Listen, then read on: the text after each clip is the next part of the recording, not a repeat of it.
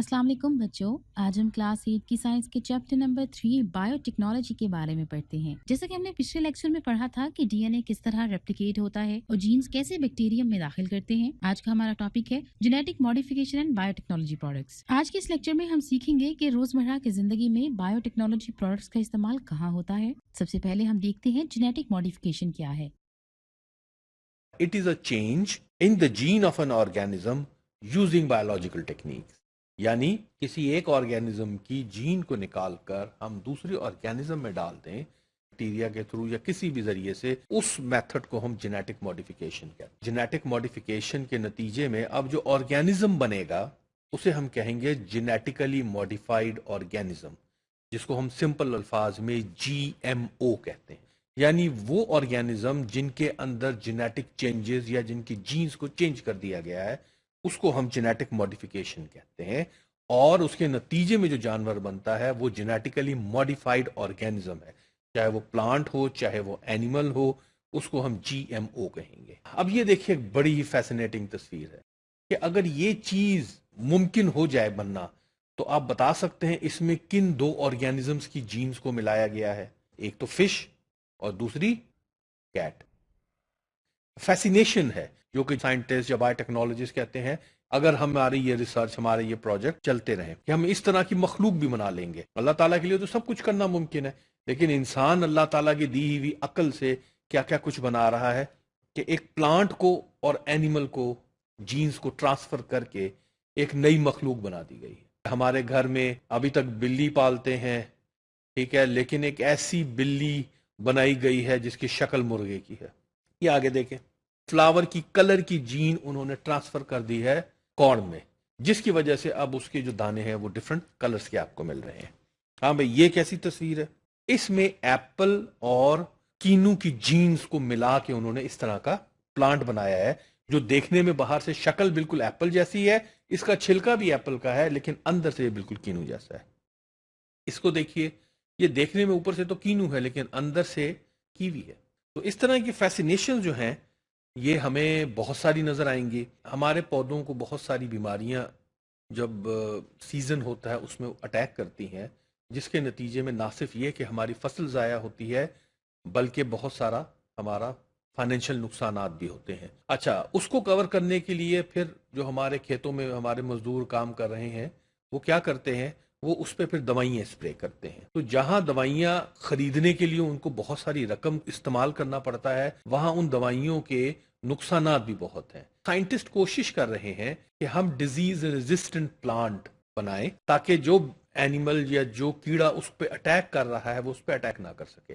मैं छोटी सी मिसाल से आपको बताता हूँ। एक पौधा है जिसपे कोई टेला या जो आम हमारे कीड़े मकोड़े हैं वो उस पर अटैक करता है और वो उसको खा जाता है, लेकिन एक और कोई पौधा है उसको वो नहीं खाता।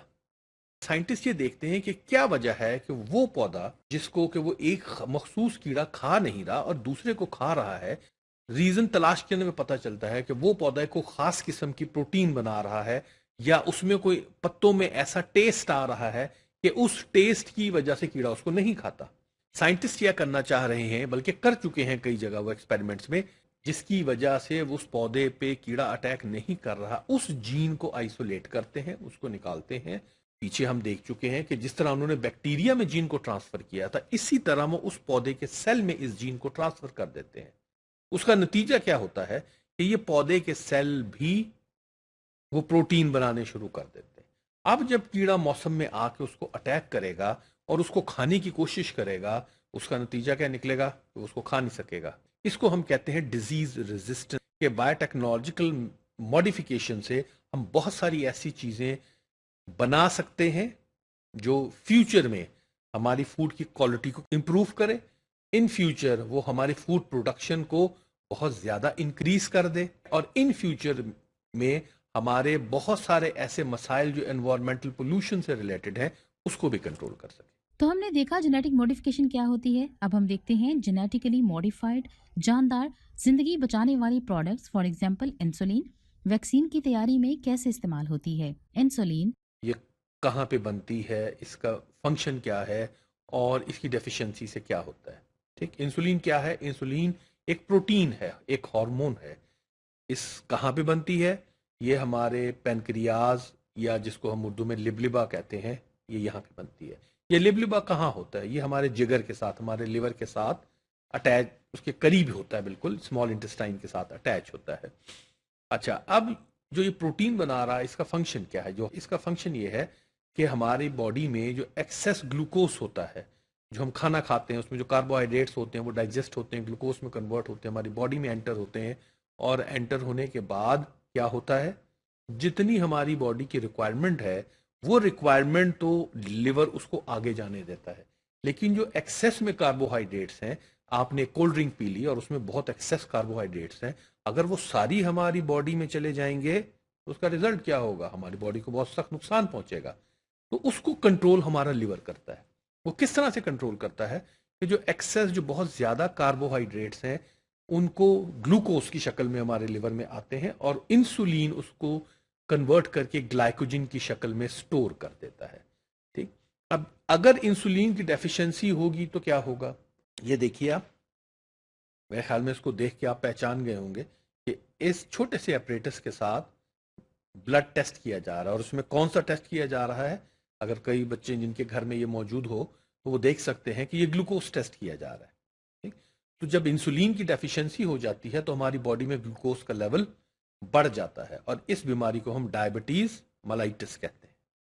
اس کو چیک کرنے کے لیے پھر یہ ایک آلہ استعمال کیا جاتا ہے، کیونکہ اگر گلوکوز کا لیول ہماری باڈی میں زیادہ ہو جائے تو وہ ہماری باڈی کو نقصان پہنچاتا ہے۔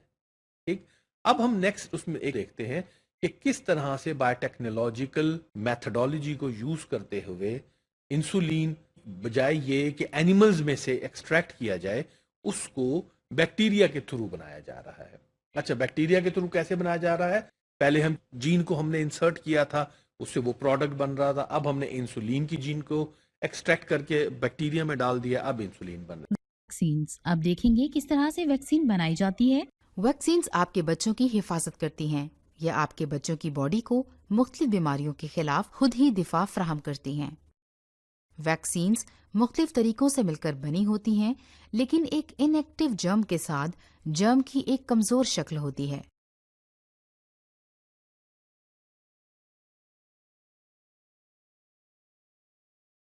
جرم کی انسان کی بنائی ہوئی کاپی استعمال کرتے ہوئے جرم صرف ایک حصے کے ساتھ ہوتی ہے یا جرم کے حصے کو دور لے جاتی ہے، جس سے آپ بیمار ہو جاتے ہیں۔ لیکن وہ سب ایک طرح ہی کام کرتے ہیں اور ہمارے جسم میں اینٹی باڈیز بنانا شروع کر دیتے ہیں، جو بچے کی باڈی کے لیے مددگار ثابت ہوتی ہیں۔ یہ اینٹی باڈیز جرمز کی تلاش میں بیماریوں کے خلاف تحفظ دیتی ہے جو ہمارے بچوں کو بیمار کرتے ہیں۔ اگر اینٹی باڈیز جراثیم فائنڈ کر لیں تو وہ بالکل وہی آپ کے بچے کو جراثیم کے حملے سے بچاتی ہیں۔ ویکسینز امیونٹی پیدا کرنے کا ایک محفوظ طریقہ ہے۔ اینٹی باڈیز پیدا کرنے کا دوسرا طریقہ دراصل بیمار ہونا ہے، جو کہ خطرناک ہو سکتا ہے کیونکہ یہ بتانے کا کوئی ذریعہ نہیں کہ کس طرح ہمارا بیمار بچہ اسے حاصل کرے گا۔ لہٰذا اگر اصل جراثیم ظاہر ہوں تو آپ کے بچوں کی باڈی انہیں پہچان لے گی اور ان کے خلاف لڑنے کے قابل ہوگی۔ اسی طرح ویکسینز ہمارے بچوں کو صحت مند رکھتی ہے۔ بیسیکلی ویکسین ہے کیا؟ ایک اینیمیٹڈ ویڈیو سے سمجھتے ہیں۔ ہم دیکھتے ہیں کہ ویکسین کا مقصد کیا ہے۔ جب یہ ویکسین ہماری باڈی میں انجیکٹ ہوگی، اس کے ریزلٹ میں ہماری باڈی ان خطرناک بیماریوں کے کمزور پیتھوجن سے، بیکٹیریا سے پہلے ہی ایکسپوز ہو جائے گی، اور اس کا نتیجہ کیا ہوگا کہ ہماری باڈی میں اس کے خلاف ایک مدافعت پیدا ہو جائے گی۔ تو جب کبھی خدا نہ خواستہ فیوچر میں ہم دوبارہ اس سے ایکسپوز ہوں تو اس کا ریزلٹ یہ ہوگا کہ وہ بیماری ہمارے اندر وہ سیویرٹی، اتنی شدت کے ساتھ وہ بیماری پیدا نہیں کر سکے گی، اور ہم اس بیماری کے اثر سے محفوظ رہیں گے۔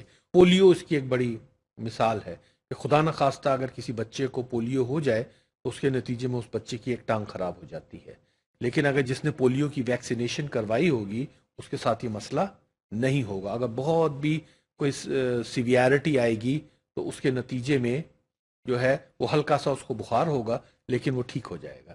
تو ویکسینیشن کا اصل مقصد یہ ہے کہ ہم اپنی باڈی کے اندر اس طرح کی مدافعت پیدا کروا دیں تاکہ جب وہ بیماری دوبارہ کبھی اٹیک کرے ہمیں تو ہم اس کی سیویرٹی کو، اس کی سختی کو ہماری باڈی میں برداشت کرنے کی اور اس کے خلاف لڑنے میں کے لیے ہماری باڈی کے اندر وہ مدافعت پہلے سے موجود ہو۔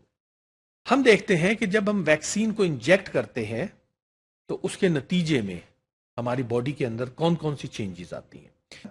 فار ایگزامپل میزلس کے وائرس ہیں. جب ان وائرس کو جو کہ ویک ہوتے ہیں ہمارے اندر میزلس، وہ میزلس کہتے ہیں خسرے کو، جب وہ خسرہ پیدا نہیں کر سکتے تو وہ بیکٹیریا سب سے پہلے اندر جا کے ملٹی پلائی ہوں گے، یعنی اپنے آپ کو ڈیوائڈ کریں گے، اپنی نسل کو بڑھائیں گے. لیکن چونکہ وہ ویک ہیں، چونکہ وہ بہت کمزور ہیں اور سیویئر بیماری پیدا نہیں کر سکتے، اس کے نتیجے میں ایک ہلکی سی ڈیزیز ان میں پیدا ہو جائے گی. اس ڈیزیز کے ہونے کے نتیجے میں وہ بچہ معمولی سا بیمار ہوگا، اس کو بخار ہو جائے گا یا اس کو ویکنس ہو جائے گی، ٹھیک ہے. لیکن اس کا نتیجہ کیا ہوگا کہ ہماری باڈی اس سے ایکسپوز ہو گئی ہے، اس بیکٹیریا سے ایکسپوز ہو گئی. اس کے ایکسپوز ہونے کے نتیجے میں اب ہماری باڈی نے ان وائرسز کو، ان بیکٹیریا کو پہچان لیا ہے، اور ایز اے ریزلٹ، کیونکہ یہ میزلس کا کیس میں آپ سے ڈسکس کر رہا ہوں، تو میزلس بیکٹیریا سے نہیں ہوتا، میزلس وائرس سے ہوتا ہے.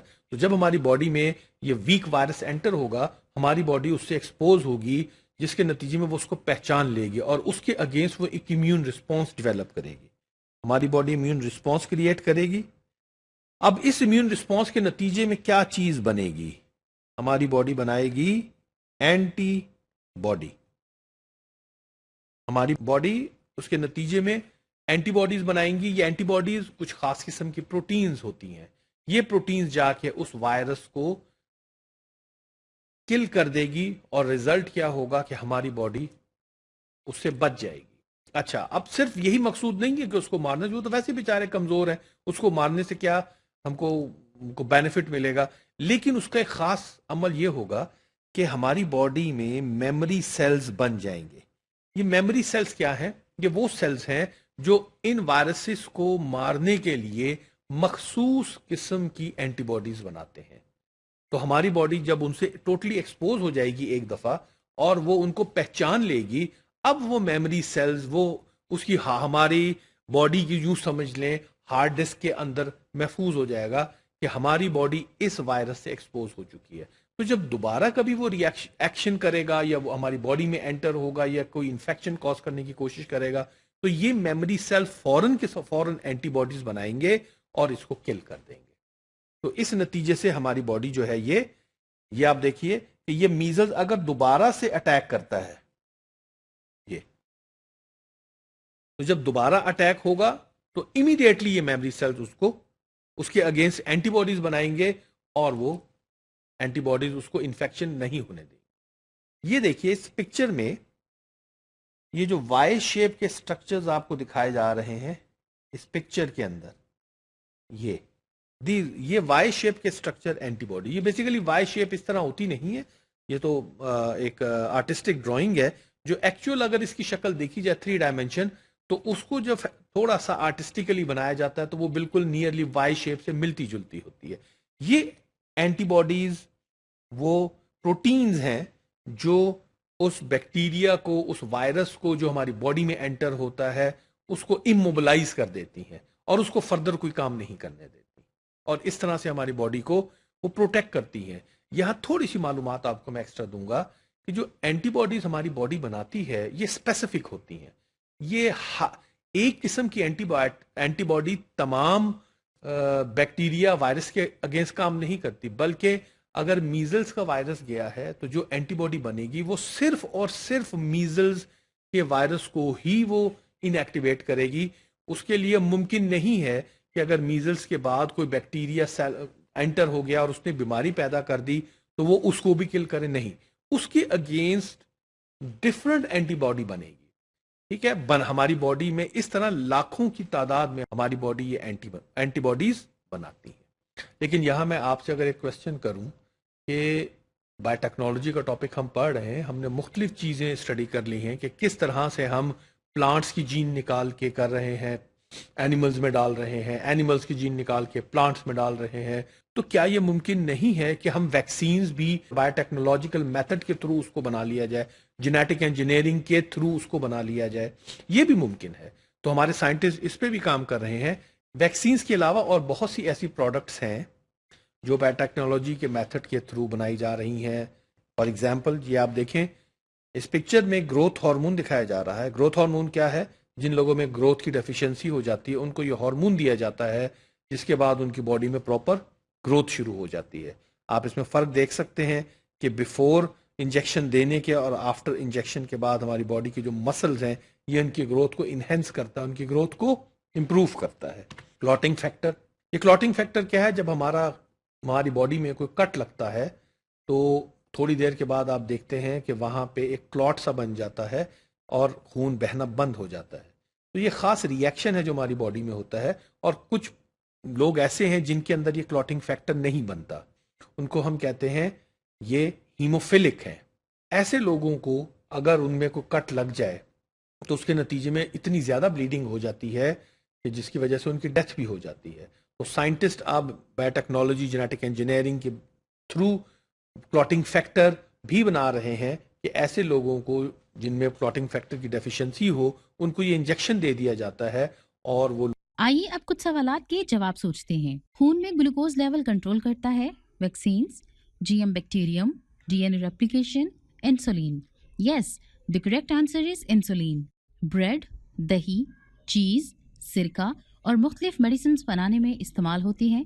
Bio technology, microorganisms, D N A replication یا genetic modification. Yes, microorganisms. تو یہ تھا ہمارا آج کا لیکچر. امید ہے آپ کو آج کے لیکچر کی اچھی سے سمجھ آ گئی ہوگی. ملتے ہیں اگلے لیکچر میں, تب تک کے لیے اللہ حافظ.